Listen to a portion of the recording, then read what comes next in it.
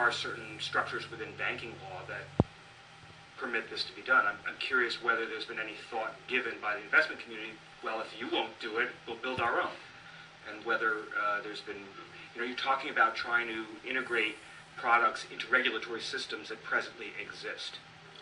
And if in fact there are platforms now that with some creativity, flexibility, I'm not representing that it's a just drop your application off at the door, but these are the kinds of things that we're wondering, are they potentially viable means of bringing this kind of currency into the mainstream, allowing you to have that kind of secure exchange system, and thereby opening it much more broadly to the consumer world. There's been a lot of discussion within the Bitcoin ecosystem about this concept. Some people have actually put together some business plans.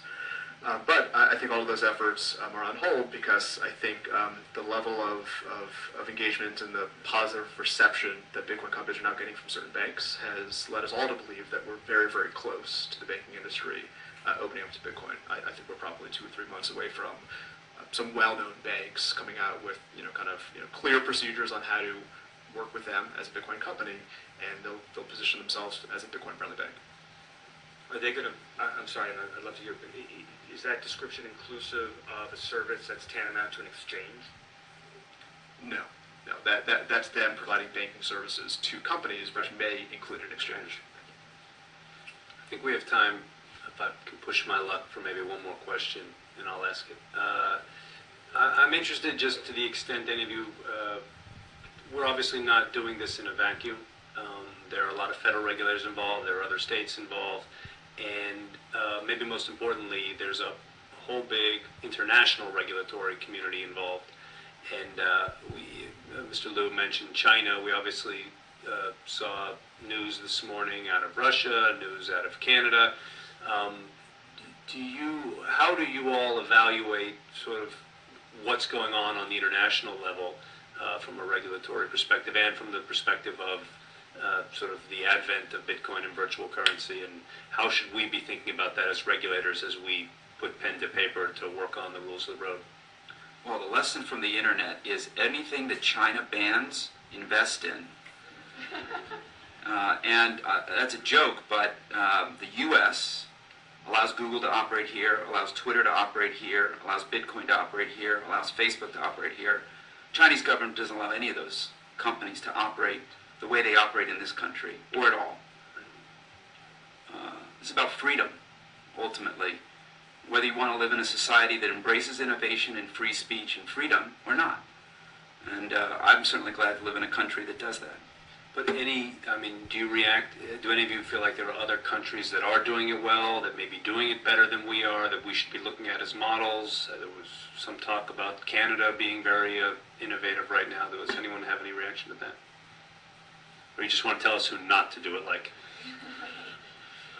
I don't know the details, but Norway, Finland, have been looking at it as a capital asset, a commodity, or maybe commodity money. I think the UK has backtracked where their first stance more towards the stance of the Nordic countries. I think that that kind of treatment makes sense to me, and I think it's in the right direction. I think we've had some countries who have affirmatively said this, Bitcoin is X, Bitcoin is a currency, Bitcoin is a commodity, and therefore it is regulated under this regime. There have been others where the countries have simply said this is not covered by any of our regulations as of now. Between those two, as an investor, I much prefer the clarity of saying Bitcoin is this and is regulated in these ways versus it is unregulated.